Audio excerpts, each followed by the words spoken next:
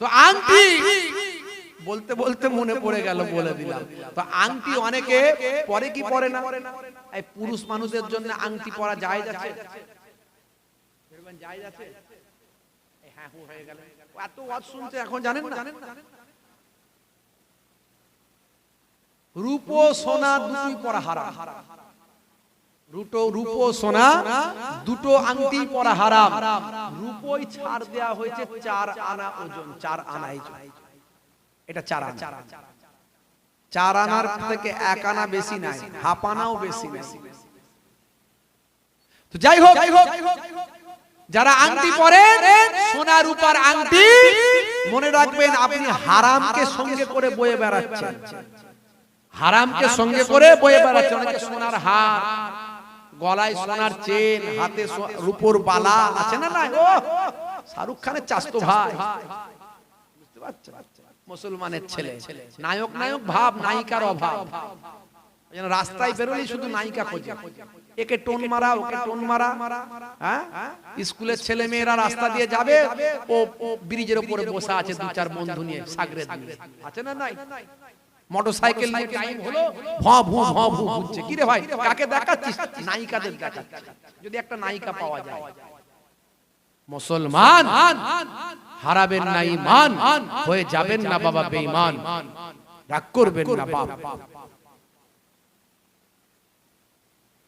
হযরত নবী সুলাইমান আলাইহিস সালাম এমন কিছু বিশেষ কাজ করার প্রয়োজন হলে আংটিটা ওনার স্ত্রীর কাছে খুলে দিতেন।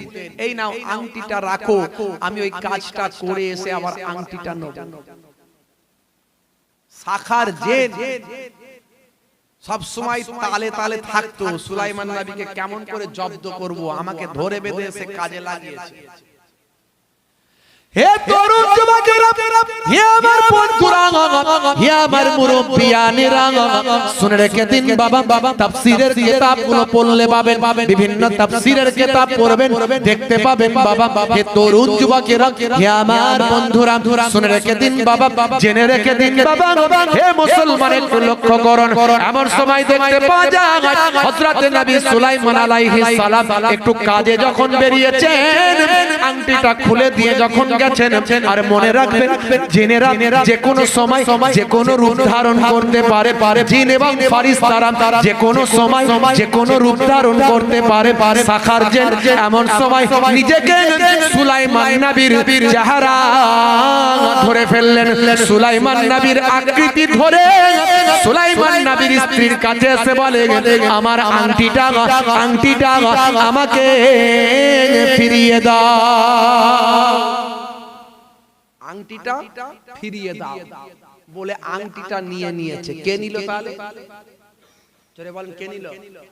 শাখার জেন নিয়ে নিয়েছে। এবার জেন নিলে কি হবে? আরে পাসওয়ার্ড তো চাই, মাল নিলে কি হবে? পাসওয়ার্ড দিতে হবে না? হবে না? তাহলে পাসওয়ার্ড সবাই জানে? আল্লাহ তাকে আংটি যখন দিয়েছে, পাসওয়ার্ড তো আল্লাহই দিয়ে দিয়েছে। এই পাসওয়ার্ড তো নবী অরিজিনাল সুলাইমান নবী, যেটা কেউ জানে না। কথা ঠিক না ভুল? তো আংটি নিয়ে কাজ আর করতে পারছে না, শেষে কি করলো? আংটিটা নিয়ে গিয়ে রাগেতে সমুদ্রে ফেলে দিয়েছে। কি করেছে? সমুদ্রে ফেলে দিয়েছে। বলে এই আংটির জন্য এত ক্ষমতা, ঠিক আছে আংটি ফেলে দাও।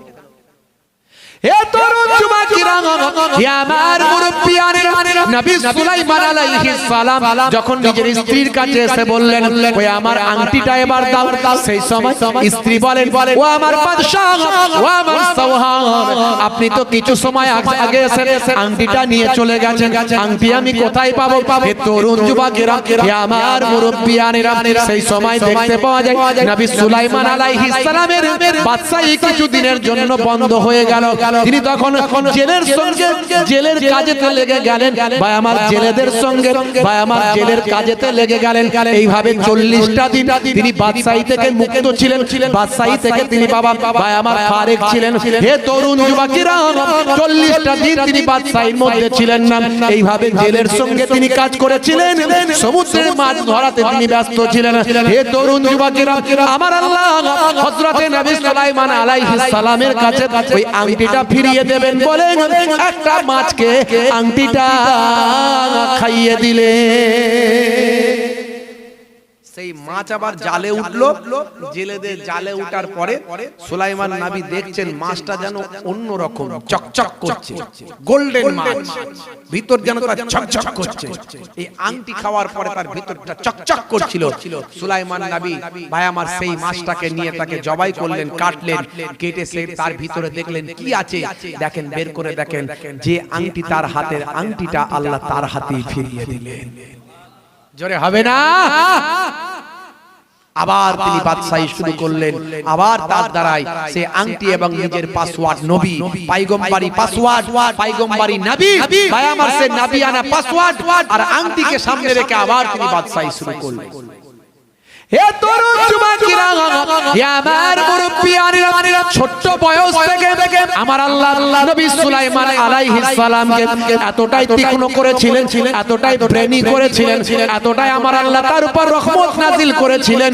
হে তরুণ যুবকেরা, আপনারা এই ঘটনা হয়তো শুনেছেন, একজন বুড়ি মা মাথায় করে সারা দিন কাজকর্মের ফলে মাথায় করে তৎকালীন যুগে আটা তিনি বয়ে নিয়ে যাচ্ছিলেন, কাজের মজুরি হিসাবে আটা নিয়ে তিনি বাড়ির দিকে রওনা দিচ্ছিলেন। এমন সময় দেখতে পাওয়া যায় হঠাৎ করে একটা ঝড় উঠে গেল, একটা বাতাস এসে গেল, সেই বাতাসে তার মাথার হাওয়াতে মাথার আটাটা উড়ে চলে গেল। ভাই আমার গামলা রয়ে গেল, আটা বেরিয়ে গেল, সর্বনাশ।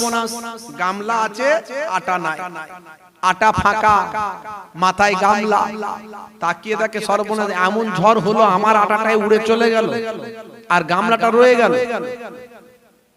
চিন্তা করলো যে সেই সময় পয়গম্বর ছিলেন কে, নবী ছিলেন কে? হযরত দাউদ নবী, সুলাইমান নবীর আব্বা। সুলাইমান নবী ছোট্ট বাচ্চা। হে তরুণ যুবকেরা, হে আমার মুরব্বিয়ানেরা, রাস্তা দিয়ে যাচ্ছে, মন মেজাজ খারাপ, চোখ দিয়ে পানি ঝরছে, বুড়িমার বাড়িতে ছোট ছোট বাচ্চা আছে, আত্মীয় স্বজনেরা আছে, সারা দিন পরিশ্রম করে যেটুকু আমার আটা পেয়েছি সেটা দিয়ে সংসারটা চলবে। হে তরুণ যুবকেরা, হে আমার মুরব্বিয়ানেরা, এমন সময় দেখতে পাওয়া যায় হযরত নবী সুলাইমান আলাইহিস সালাম সেই সময় রাস্তায় ঘোরাঘুরি করছিলেন। বুড়িমাকে দেখতে পেলেন। ও মা, বুড়িমা কাঁদছো কেন? মা, বুড়িমা কাঁদো কেন? আমাকে বলো। বুড়িমা বলল, বলবো কি বাবা, তুমি আমার দুঃখ যন্ত্রণা বুঝবে না। সারাদিন খাটাখাটনি করার পরে আমি কিছু আটা পেয়েছিলাম, সেই আটাটা মাথায় করে নিয়ে যাচ্ছিলাম, কিন্তু এমন সময় একটা ঝড় হলো, সেই ঝড়েতে আমার আটা উড়ে গেল, গামলা মাথায় রয়ে গেল, গামলা রয়ে গেল, আটা উড়ে গেল। বলে এক কাজ করো না, আমার আব্বার কাছে যাও না, আমার আব্বা পয়গম্বর আবার বাদশা, আমার আব্বা পয়গম্বর নবী আবার বাদশা, যাও আমার বাপকে গিয়ে বলো, আমার আব্বাকে গিয়ে বলো, যাও। বুড়িমা বললো, বলবো, বললে কাজ হবে? বলে দাও না, কাজ হবে না মানে যাও না, কাজ হবে। বুড়িমা নবী দাউদ আলাইহিস সালামের কাছে গিয়ে বলে, হুজুর আপনি তো পয়গম্বর, আপনি তো নবী, তো আমার এরকম আটা মাথায় করে নিয়ে যাচ্ছিলাম, হাওয়া উড়িয়ে নিয়ে চলে গেছে, তো একটু বিচার করে দেন, আপনি বিচার করে দেন, কেন আমার এরকম হবে, আমার মেহনতের জিনিস। নবী দাউদ আলাইহিস সালাম বলেন, ও মা, বুড়িমা বিচার আর কি করবো বলো, দিন উড়ে গেছে, তখন পাওয়া যাবে কোথায়? এক কাজ করো, তুমি বুড়িমা মানুষ, মেহনত করে তোমার আটা ছিল, মেহনতের জিনিস, এক কাজ করে, কে আছিস রে, বাইতুল মুকাদ্দাস থেকে বুড়িমাকে এক বস্তা আটা দিয়ে দাও, বুড়িমাকে এক বস্তা আটা দিয়ে দাও। বুড়িমা খুব খুশি, এক গামলা আটা উড়েছে, পেয়েছে এক বস্তা, বিরাট খুশি। এক বস্তা আটা লোক দিয়ে বইয়ে দিচ্ছে, যাও বুড়িমার সঙ্গে দিয়ে এসো, বুড়িমার ঘরে। বাইরে বেরিয়েছে, আবার নবী সুলাইমান নবীর সঙ্গে দেখা, ছোট বাচ্চা। এই বুড়িমা, কি হলো, ফয়সালা কিছু হয়েছে?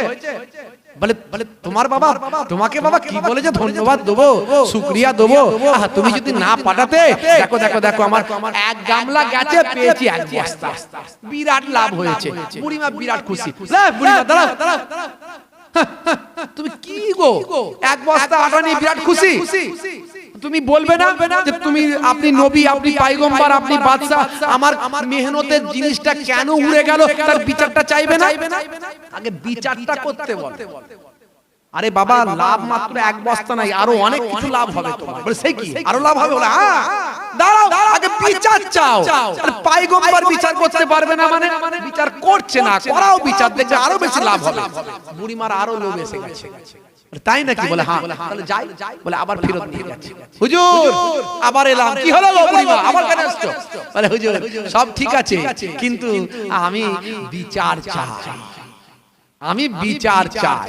বলে বিচার চাই মানে এক বস্তা আটা হলো না? বলে আটা ঠিক আছে, আটা দেন বা নাই দেন, কিন্তু আমার অরিজিনাল আটাটা উড়লো কেন, হাওয়া কেন উড়িয়ে নিয়ে যাবে, এর বিচারটা আমার করতে হবে।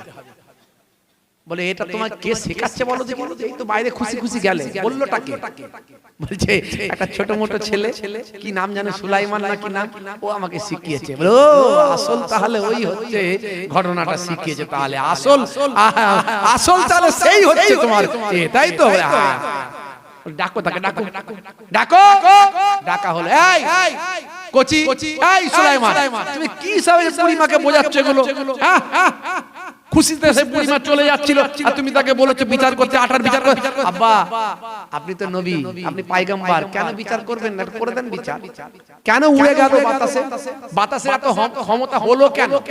আপনি করে দেন বিচার। কোথায় গেল? তথ্যটা জানা দরকার আছে না? নাই? কি বিপদ বলো দেখিনি। হে তরুণ যুবকেরা, হযরত নবী সুলাইমান আলাইহিস সালাম এমন কথা বলার পরে বাবা, হে তরুণ যুবকেরা, হে আমার বন্ধুরা, শুনে রেখে দিন বাবা, জেনে রেখে দেন, হযরত দাউদ আলাইহিস সালাম সেই সময় আল্লাহকে বললেন, হে আমার মাবুদ, হে আমার স্রষ্টা, বড় বিপদে পড়েছি, আপনি তাড়াতাড়ি বলুন, আপনি তাড়াতাড়ি জানান, আমি আপনার পয়গম্বর, আপনার নবী, আপনার কাছে ফরিয়াদ করি, আপনি বলুন বলুন বলুন, এই বুড়িমার আটাটা কোথায় গেল? হে তরুণ যুবকের, হে আমার বন্ধুরা, শুনে রেখে দিন বাবা, জেনে রেখে দিন বাবা, এমন সময় দেখতে পাওয়া যায় আমার আল্লাহর পক্ষ থেকে জানিয়ে দেওয়া হয়, হে নবী দাউদ, শুনে রেখে দাও, জেনে রেখে দাও, একদল ব্যবসায়ী সমুদ্রের উপর দিয়ে জাহাজে করে অনেক মাল সম্পদ নিয়ে, অনেক টন টন মাল নিয়ে, টন টন আটা নিয়ে, টন টন আনাজ নিয়ে, সম্পদ নিয়ে, মাল মাতা নিয়ে, টাকা পয়সা নিয়ে সমুদ্রের উপর থেকে ফিরছিল। এমন সময় তার সমুদ্রের জাহাজের তলাটা একটু ফুটো হয়ে গিয়েছিল। সেই সময় তারা আরজু করলো, আল্লাহ এখনো বাঁচার সময় আছে, আমাদের বাঁচাও, আমাদের বাঁচাও, আমাদের বাঁচাও। সেই সময় আমি আল্লাহর দরবারে তাদের দোয়া কবুল হলো। আমি হাওয়াকে হুকুম করলাম, যাও যাও, বুড়িমার গামলার আটাটাকে উড়িয়ে নিয়ে গিয়ে মাটি দিয়ে পানি দিয়ে নাড়ু পাকিয়ে ওই ফুটোটা বন্ধ করে দাও। জাহাজের মানুষগুলো ওয়াদা করেছিল, আমরা যদি বেঁচে যাই, আমার মাবুদ আল্লাহ, তুমি আমাদের যদি আজকে পানির উপর থেকে বাঁচিয়ে দাও, আমরা কথা দিচ্ছি যত সম্পদ আমরা অর্জন করেছি তোমার নামেতে সবটা দান করে দেব। জোরে হবে না? জোরে হবে না? তা আমি আল্লাহ তাদের দোয়া কবুল করেছি, তারা দান করে দেবে বলেছে, তাই কবুল করেছি। আমি তাদের দোয়া কবুল করে বুড়িমার আটাটাকে উড়িয়ে নিয়ে পানিতে নাড়ু পাকিয়ে ফুটোটাকে বন্ধ করিয়েছি। জোরে বলুন সুবহানাল্লাহ। ভাইরা আমার, তরুণ যুবকেরা আমার, বুড়িমাকে সেই সময় বলা হলো, দাঁড়াও বুড়িমা, ওই মানুষগুলো যখন আসবে, তোমার আটা দিয়ে যখন জাহাজের ফুটো বন্ধ হয়েছে, নৌকার ফুটো বন্ধ হয়েছে, তখন তাতে যা মাল সম্পদ আছে তার একটা বড় অংশ তোমাকে দেওয়া হবে। জোরে হবে না? নবী সুলাইমান আলাইহিস সালাম হাসছেন আর বলছেন, কই গো বুড়িমা, দেখলে এক বস্তা আটা নিয়ে চলে যাচ্ছে, এখন কি হলো বলো তো? কতটা লাভ পেলে?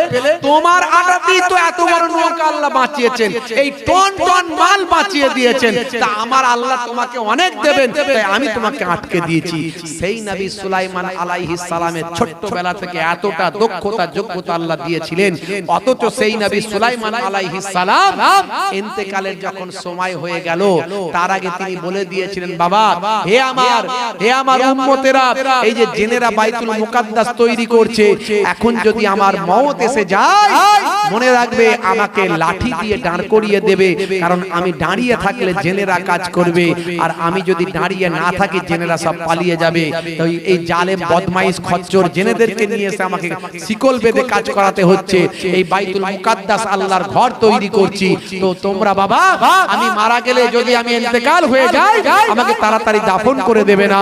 মনে রাখবে ইন্নাল্লাহা হারামা আলাল আরদি আন তাকুলা আজসাদাল আম্বিয়া, নিশ্চয় আমার আল্লাহ নবীদের জিসমকে খাওয়া মাটির জন্য হারাম করে দিয়েছে। নবীদের লাশ মাটি খেতে পারে না, নবীরা তো দূর কি বাত है, ওলি আউলিয়াদের জিসমও মাটি খেতে পারে না। এমন সময় মালাকুল মউত আজরাইল ফেরেশতা এসে সালাম দিলেন, দিয়ে বলেন আসসালামু আলাইকুম। ওয়া আলাইকুম আসসালাম। ভাই আজরাইল ফেরেশতা আমার সঙ্গে মোলাকাত করার জন্য না আমার সঙ্গে আমার রূহটা বের করার জন্য? মালাকুল মউত আজরাইল ফেরেশতা বলে হুজুর, আপনার সঙ্গে মোলাকাতের জন্য নয়, বরং আপনার রূহটা বের করার জন্য আল্লাহ পাঠিয়েছেন। সেই সময় নবী সুলাইমান আলাইহিস সালাম বললেন, হে মালাকুল মউত, আল্লাহর সঙ্গে দেখা করার জন্য আমিও বেচায়েন। আমার আল্লাহ যখন আমাকে ডেকে পাঠিয়েছেন আমার যেতে কোনো আপত্তি নাই, কিন্তু দীর্ঘ সময় ধরে আমি মসজিদ আল্লাহর ঘর তৈরিতে ব্যস্ত আছি, তো আমাকে একটু সময় দেওয়া হোক, আমাকে একটু সময় দেওয়া হোক, আমি এক গ্লাস পানি পান করে নেব। দীর্ঘ সময় ধরে পানির পিপাসায় আমি আছি, একটু পানি পান করে নেব। নবী সুলাইমান আলাইহিস সালামকে ফেরেশতা জিবরাইল ফেরেশতা আজরাইল আলাইহিস সালাম বললেন, ও আল্লাহর পয়গম্বর, আমার উপর অতটুকু অনুমতি নাই যে আপনাকে এক গ্লাস পানি পান করার অনুমতি দিতে পারি। হে তরুণ যুবকেরা, শুনে রেখে দিন বাবা, জেনে রেখে দেন, আমরা কেমন করে মৃত্যুকে ভুলে চলছি বাবা। মরতে যে আমাদের হবে এটা আমরা কেমন করে ভুলে যাই, যে কোনো সময় মারা যেতে পারি এটা কেমন করে আমরা ভুলে যাই। নবী সুলাইমান আলাইহিস সালামকে ইন্তেকালের সময় এক গ্লাস পানি পান করার অনুমতি ফেরেশতা আজরাইল আলাইহিস সালাম দিতে পারলেন না। সেই সময় তিনি বললেন, আমি আজরাইলের উপর এতটা ক্ষমতা দেওয়া হয়নি যে আমি আমার নিজের পক্ষ থেকে কাউকে অতিরিক্ত সময় দিতে পারি।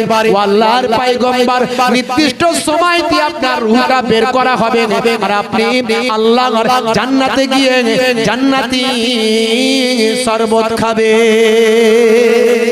জোরে হবে না বন্ধুরা আমার?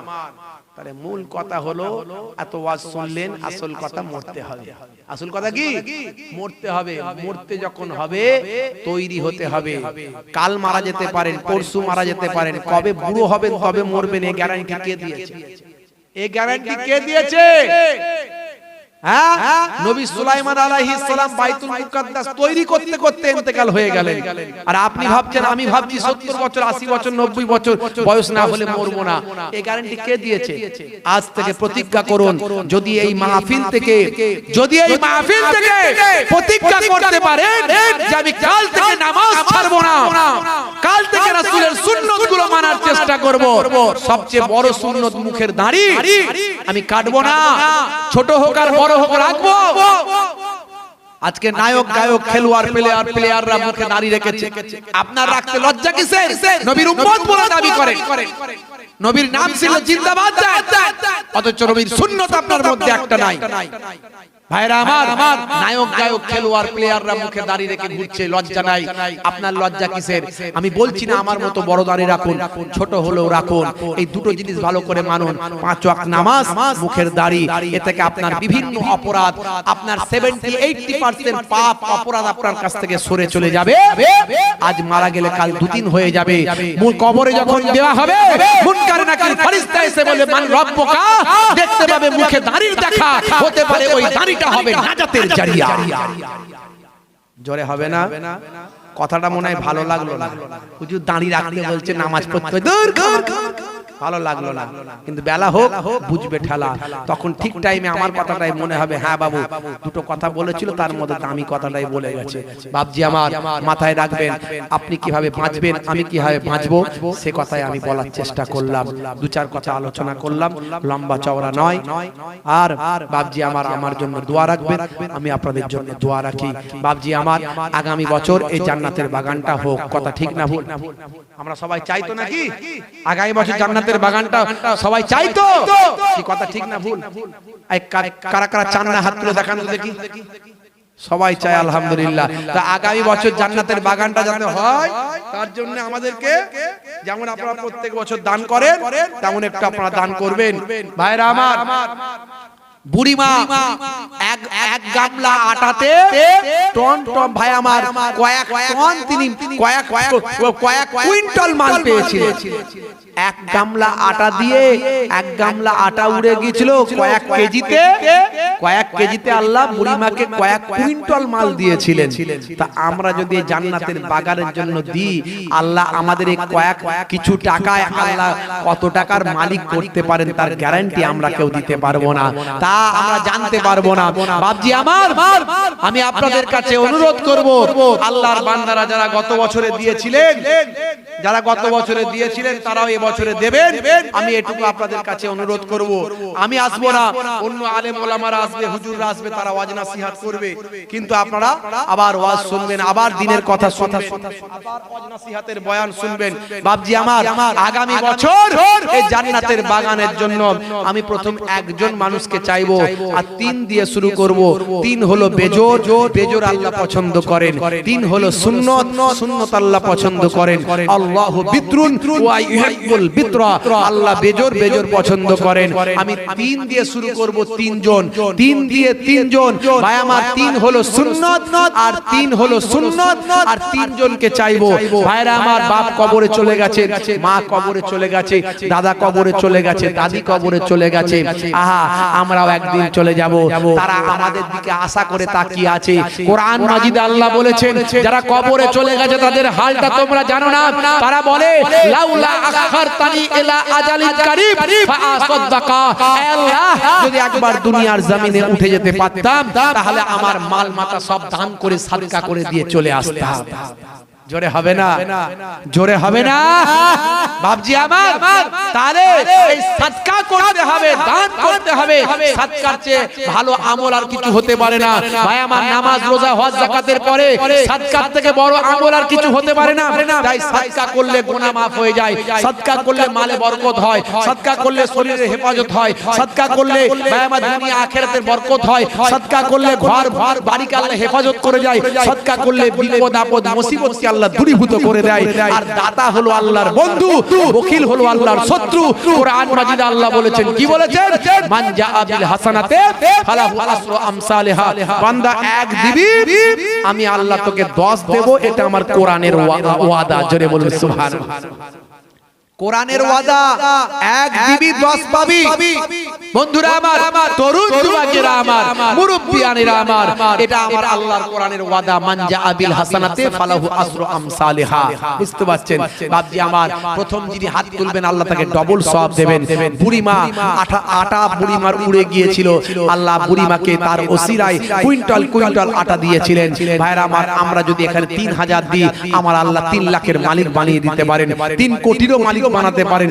মন বুঝে আল্লাহ ধন দেন। তাই আমার নানা জান ছোট হুজুর কেবলা বলতেন, দিয়ে ধন বোঝে মন, কেড়ে নিতে কতক্ষণ, কুদরতে আজিম তার কে বুঝিতে পারে, অজ্ঞান হইবে জ্ঞানী ধ্যান যদি করে। জোরে বলুন সুবহানাল্লাহ। বন্ধুরা আমার, তাহলে 3000 1 টাকা করে 3 জনকে চেয়েছি জান্নাতের বাগানের জন্য। যিনি প্রথম হাত তুলবেন আল্লাহ তাকে ডবল সওয়াব দেবেন। আমি খাস ভাবে তার জন্য দোয়া চাইবো। মুসাফির হালাতে আছি, মাত্র 2 মাস হয়েছে বাইতুল্লাহ শরীফ থেকে ঘুরে এসেছি, রাসূলের রওজা থেকে ঘুরে এসেছি। আমি আপনাদের জন্য দোয়া চাইবো। 2 খানদানের আওলাদ হিসাবে আহলে বায়াতের খানদানের চিটেপুটা রক্ত আমার শরীরে আছে, সিদ্দিকে আকবরের খানদানের চিটেপুটা রক্ত শরীরে আছে। আমি গুনাহগার, কিন্তু কুরসি নামায় বড় বড় আল্লাহর মাহবুব বান্দা, তাদের ওসিলা দিয়ে দোয়া চাইবো। প্রথম যিনি হাত তুলবেন আল্লাহ তাকে ডবল সওয়াব দেবেন। কে আছেন একটু হাত তুলে দেখান। প্রথম হাত তুলেন বাপজি, 3001 টাকা একটু হাত তুলে দেখান। কে আছেন বাপজি একটু হাত তুলেন। প্রথম আল্লাহর নেক বান্দা, দাতা ভাই, জ্ঞানী ভাই, ধনী ভাই, একটু হাত তুলে দেখান। গত বছর যারা দিয়েছিলেন